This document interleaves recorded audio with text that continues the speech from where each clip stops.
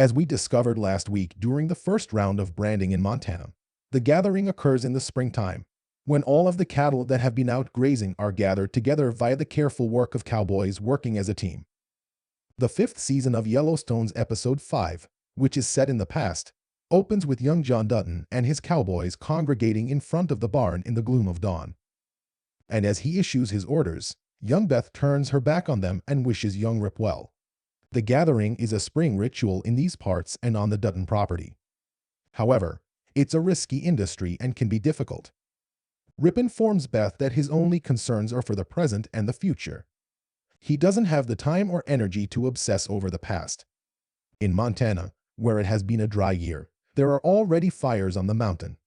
Foreman's plan for the gathering comprises 2 cowboy crews, one pushing beef and the other holding the hot pokers because branding season has left everyone in the valley short-handed. Upon hearing the plan, Lloyd lets out a whoop. The gathering will also comprise day laborers, but John doesn't want any of them near the crucial tasks. Only use trusted cowboys. Although being governor makes ranch life more difficult, it will also provide Dutton a chance. He informs Rip of their work that nobody the hell knows what the hell we do anymore. In order for them to comprehend this way of life better, John assigns Clara the responsibility of inviting press organizations and politicians to the Dutton Ranch. Despite the fact that John despises the workings of his new position, his intrepid assistant continuously demonstrates how good at hers she is. Of course, summer has arrived as well, and the environmentalist in prison is still on ranch and house arrest.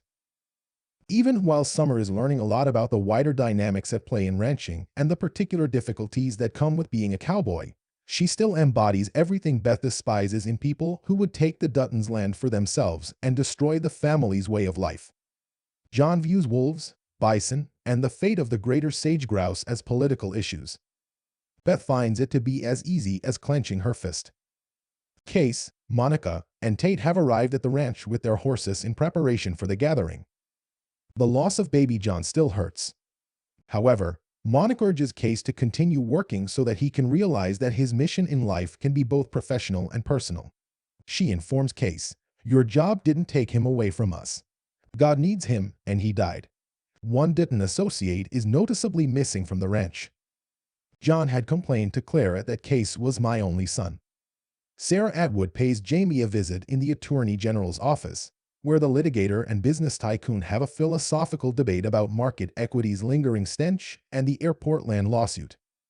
Jamie has conflicting feelings about their recent physical interaction since his stiff personality prevents him from seeing it as anything but impolite. He does, though, permit a small perceptible smile. Sarah snags it. Right there in the AG's office, she starts to unbutton her dress, saying, "If you thought that last night was unprofessional." These two are engaged in a game with unresolved results and repercussions. Beth and Summer's shared grudge is also still present and is set to blow.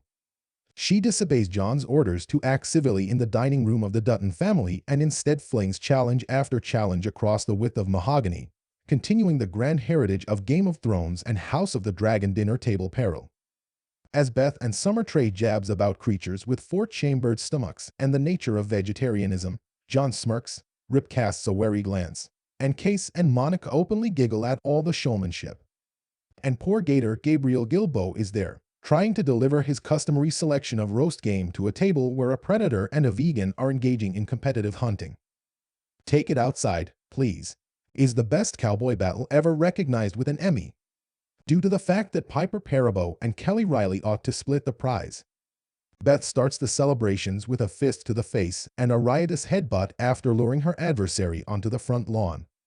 Rip is then forced to go full ranch foreman on the activist and his wife after Summer uses a series of jiu-jitsu takedowns, which Beth seems to dismiss as the domain of warrior hippies. What is this? A fight after too many Coors banquets in the bunkhouse. He orders the combatants to just stand here and trade him till one of you has had enough, and they continue to hit each other until enough blood has been shed. But in the end, it's advantageous, and the scene's subtle humor is welcome, especially in light of all of Beth's feisty antics this season. The women return to the supper table, mixing blood into their mashed potatoes and spitting teeth onto beautiful china, with an ounce of respect earned on both sides. The cowboys are getting ready on the morning of the meeting. Showers, hats, cereal, chaps, coffee, rifles, and the leftover whiskey and Louisiana hot sauce from the previous evening. While the residents of the main house follow John Dutton's example, Ryan, Teeter, Colby, and the others wait quietly for Lloyd to lead them outside. In the quiet of the early morning, horses are being saddled in the yard. Since she was born in Miles City, as she reveals to John, Clara is no stranger to cowboy shit, but she will obediently transport the governor's satellite phone in her saddlebag.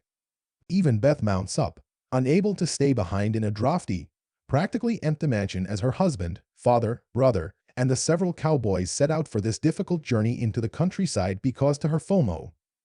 The gathering now includes old Emmett Walsh Buck Taylor, who says, "I'll race your ass up to the top, Governor." And in total, there are roughly 15 riders who line up their mounts in a line in preparation for the gathering.